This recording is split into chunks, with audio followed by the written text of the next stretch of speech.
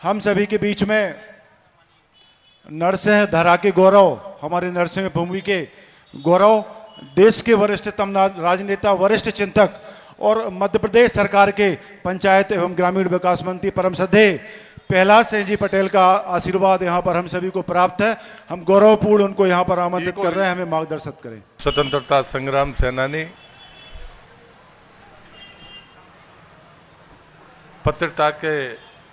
पत्रकारिता में जिनने एक ऐसा मुकाम तय कर दिया जिस पर चलना आसान नहीं है, सीखने के लिए जरूर वो पदचिन्ह हो सकते हैं। ऐसे पूज्य गणेश शंकर विद्यार्थी जी के चरणों में मैं नमन करता हूं। मंच पर उपस्थित जिनको वास्तव में मैं सुनना चाहता था, इसलिए मैं उनको कह रहा था कि आपने बहाना बनाया। रीवा विश्वविद्यालय के कुलपति, इस करेली शहर का नाम रोशन करने वाले आदरणीय डॉक्टर राजकुमार आचार्य जी, प्रखर वक्ता, पार्टी के वरिष्ठ नेता आदरणीय कैलाश जी, हमारे दोनों सम्मानीय विधायक माननीय विश्वनाथ सिंह जी, माननीय महेंद्र नागेश जी,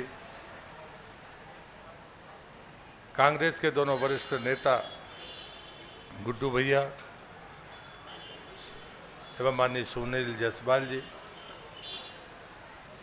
नगर पालिका की सम्मानीय अध्यक्ष आदरणीय श्रीमती सुशीला ममार जी, उपाध्यक्ष श्रीमती अनीता नेमा जी, मंचस्थ मुन्ना भैया, करेली प्रेस परिषद के अध्यक्ष सम्मानीय अनुज ममार जी, प्रेस परिषद के सचिव सम्मानीय मनोज लूनावत जी, प्रेस परिषद के कोषाध्यक्ष सम्मानीय शैलेंद्र शर्मा जी, परिषद के उपाध्यक्ष सम्मानीय भागीरथ तिवारी जी, सह सचिव सम्मानीय वैभव नेमा जी, तीरथ श्रीवास्तव जी और संपूर्ण करेली प्रेस परिषद के सभी सदस्यों को मैं हृदय से आपका अभिनंदन करता हूं, आपको धन्यवाद भी देता हूं। उपस्थित बहनों एवं भाइयों,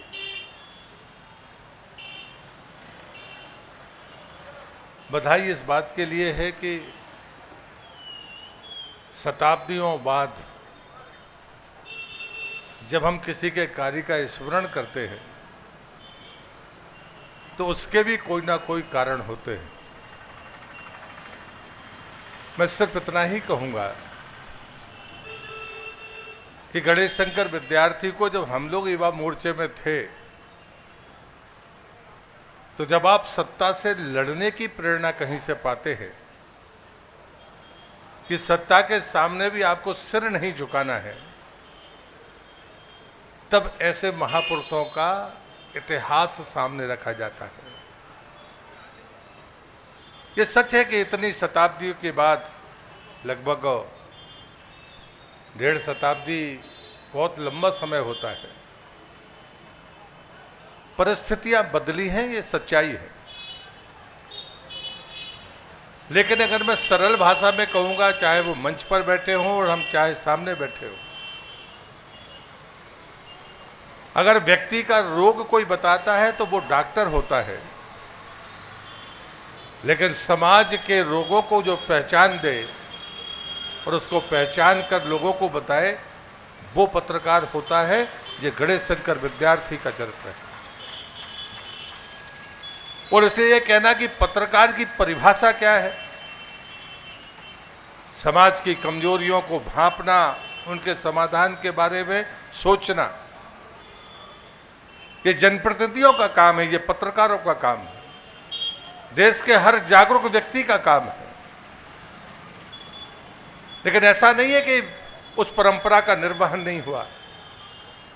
हम बहुत दूर ना जाएं, मुझे एक गोयनका जी का प्रसंग स्मरण में आता है। एक बार वो कार्यक्रम में गए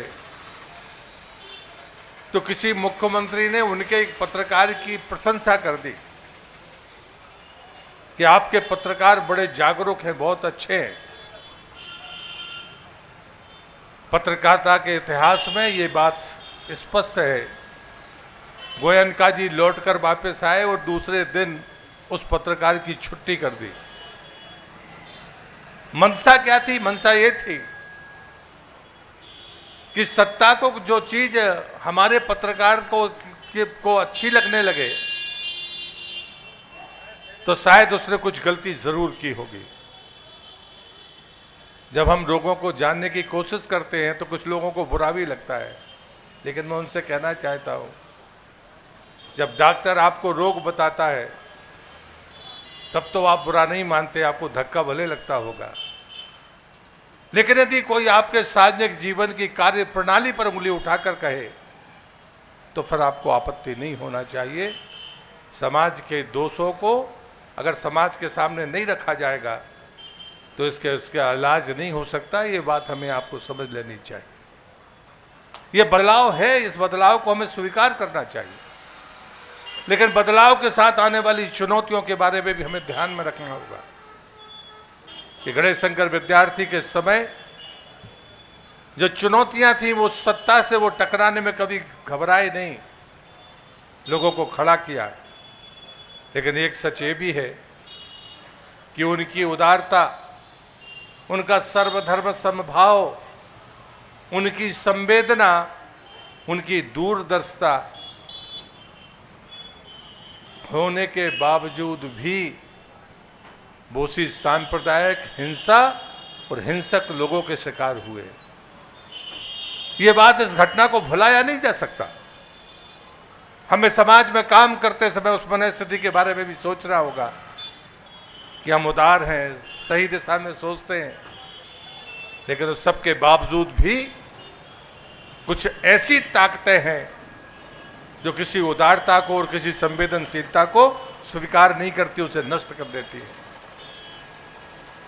मित्रों, उनने ऐसे पदचिन्ह स्थापित किए हैं जिसमें चलने का रास्ता मिला है। मील का पत्थर है वो। मील का पत्थर एक तरफ तो दूरियां बताता है, इस बात का संकेत देता है, लेकिन मील का पत्थर एक दूसरी बात बताता है कि आपका रास्ता सही है। वो गणेश शंकर विद्यार्थी के पदचिन्ह है, उनका रास्ता है। और इसलिए मैं इस अवसर पर इतना ही कहूँगा कि यह रास्ता सही रास्ता है, और वो पदचिन्ह और वो मील के पत्थर जब हम उस रास्ते पर चलेंगे तो हम भी याद करेंगे कि वास्तव में हम कितनी दूर तक उन पदचिन्हों में चल पाए हैं। कोई किसी को सर्टिफिकेट नहीं दे सकता, सबका अपना रास्ता है।